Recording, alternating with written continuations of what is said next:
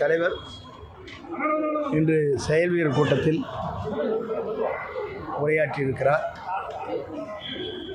அவர் உரையை பொறுத்தவரையிலும் தெளிவாக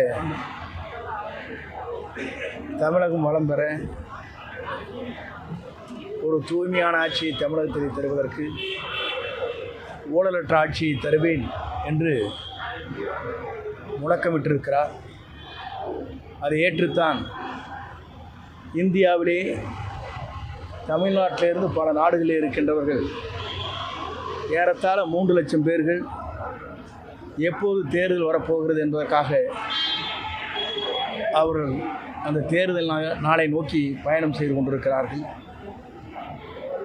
அந்த தேர்தல் நாள் அறிவித்தவுடனேயே 3 லட்சம் பேர் தமிழ்நாட்டில் இருக்கின்றவர்கள், பல்வேறு மேலை நாடுகளில் இருக்கின்றவர்கள் இங்கே வருகை தந்து வாக்களிக்க இருக்கிறார்கள். இது உலக வரலாற்றில் நம்முடைய தலைவர் ஒருவருக்கு மட்டும்தான் அந்த புகழ் இருக்கிறது என்பதை மகிழ்ச்சியோடு தெரிவித்துக் கொள்கிறேன். நன்றி, வணக்கம்.